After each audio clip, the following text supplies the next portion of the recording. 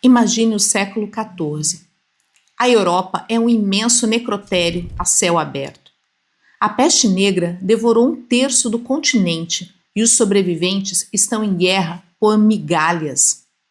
No meio desse caos, uma mulher sem sobrenome nobre, sem exército e que se recusava a comer, decide que o homem mais poderoso da Terra é um covarde.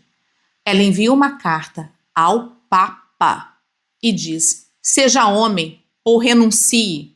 Você conhece a Santa de Gesso, mas hoje você vai conhecer a estrategista que usou o próprio corpo como moeda de troca para salvar a cristandade do abismo. Segure o fôlego. A história de Catarina de Sena não vai ser contada, ela vai ser dissecada.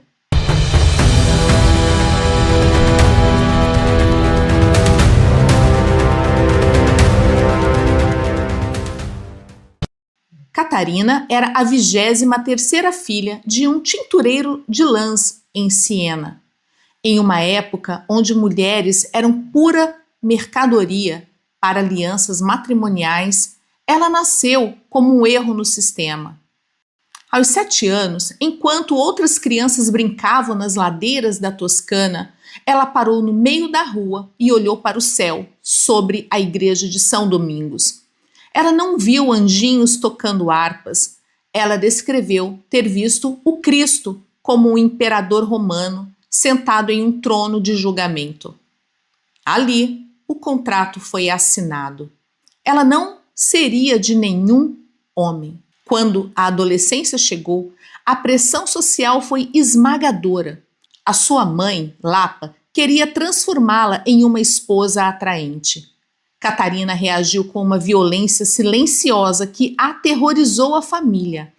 Ela cortou o cabelo, o símbolo máximo de sua feminilidade e valor de mercado, e se trancou em um quarto de 2 metros quadrados. Por 3 anos, ela não falou com ninguém que não fosse Deus. Ela transformou o isolamento em uma forja de guerra mental. Ali, ela entendeu que para mandar nos reis da terra, ela precisava primeiro destruir todos os seus desejos humanos. Ela começou a jejuar até que seus ossos aparecessem sob a pele. Para a medicina moderna, chamaríamos de anorexia nervosa. Para Catarina, era a anorexia mirabilis. Ela percebeu cedo que se ela não precisasse de comida, ninguém poderia controlá-la. O estômago vazio era seu escudo contra a vontade dos pais e, mais tarde, contra a vontade do Papa. Se você busca o que os livros de catequese ignoram e quer a história bruta, sem filtros de santidade artificial, inscreva-se agora, porque aqui no Legado dos Esquecidos a história não é contada, ela é dissecada. Enquanto Catarina se fortalecia no silêncio, o mundo lá fora apodrecia. A peste negra não escolhia vítimas. Siena tornou-se uma cidade de fantasmas. Catarina, então, saiu de seu quarto, não para rezar em público, mas para tocar o intocável. Ela cuidava dos leprosos que os médicos abandonavam. Ela enterrava com as próprias mãos os corpos que ninguém queria tocar. Mas não se engane, ela não fazia isso apenas por caridade. Ela estava construindo uma autoridade moral que nenhum título de cardeal poderia comprar. Catarina começou a ditar cartas. Ela nunca aprendeu a escrever formalmente na juventude, mas ditava para 3 secretários ao mesmo tempo, sem perder o fio da meada.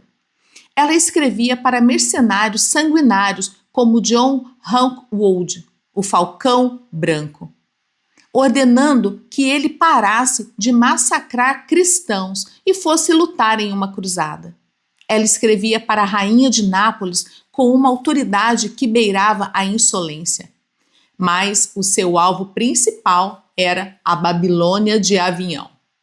Durante quase 70 anos, os papas haviam abandonado Roma. Eles viviam no sul da França, cercados de sedas, vinhos finos e prostitutas de luxo. agindo como lacaios do rei da França. O prestígio da igreja estava no esgoto.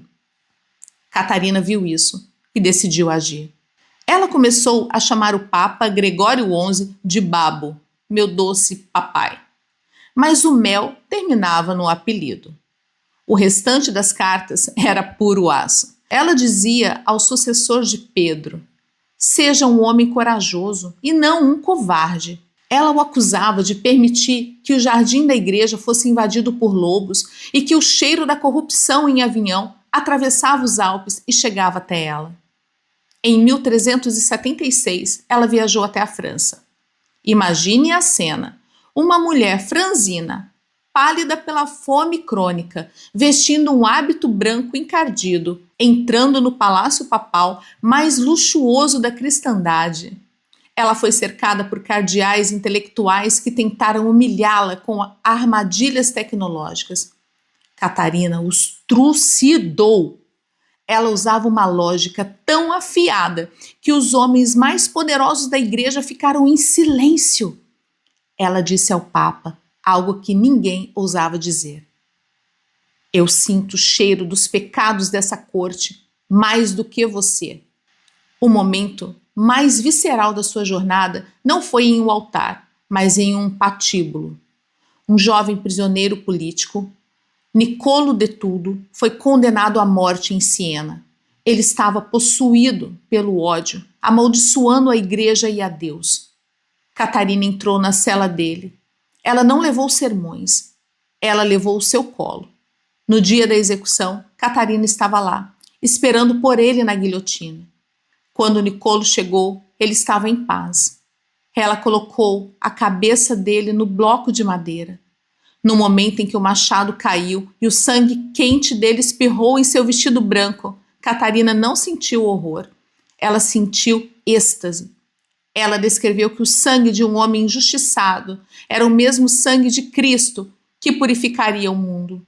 Ela levou essa imagem, manchada de sangue real, para o Papa e deu o ultimato: se esse jovem teve coragem de enfrentar o machado, por que você não tem coragem de enfrentar os franceses e de voltar para Roma? Você está percebendo que a verdadeira história é feita de suor e sangue, não apenas de incenso? Deixe seu comentário. Você teria coragem de Catarina para enfrentar o sistema? E se esse conteúdo está te fazendo questionar o que aprendeu na escola, compartilhe e lembre-se que aqui a história não é contada, ela é dissecada. Gregório XI finalmente cedeu. Em 1377, o Papa retornou a Roma, cruzando os portões da cidade eterna sob o olhar vitorioso de uma jovem de 30 anos. O exílio de Avignon havia acabado. Catarina havia vencido a coroa francesa e a inércia papal. Mas o preço foi alto. Roma estava em ruínas. A política italiana era um ninho de víboras. Logo, após a morte de Gregório, o grande cisma do Ocidente explodiu. 2 homens reclamavam o trono de Pedro. A igreja se rasgou ao meio. Catarina, vendo sua obra ser destruída pela ganância dos homens, entrou em um estado de martírio autoimposto. Ela parou de beber água. Ela passava os dias na Basílica de São Pedro, rezando com tamanha intensidade que as pessoas diziam ver fumaça saindo de seu corpo. Ela sentiu que estava carregando a barca de Pedro em suas próprias costas.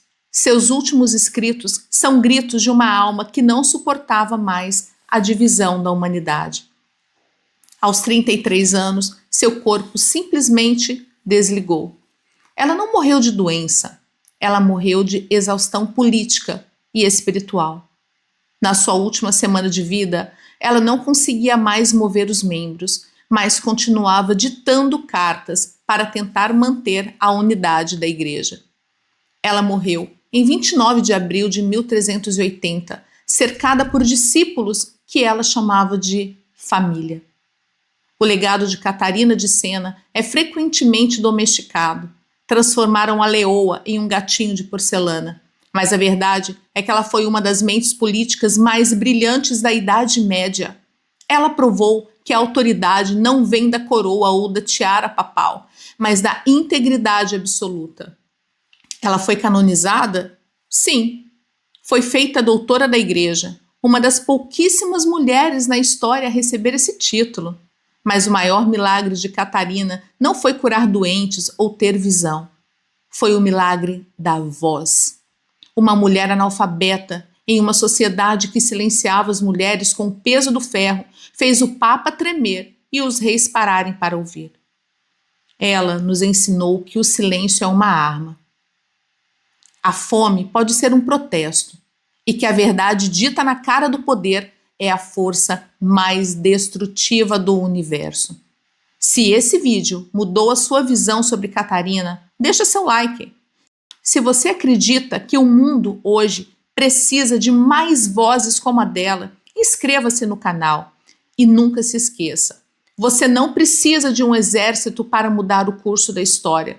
Você só precisa da coragem de não se calar. Junte-se a nós, porque aqui, no Legado dos Esquecidos, a nossa missão é dissecar todas as histórias. Até a próxima missão.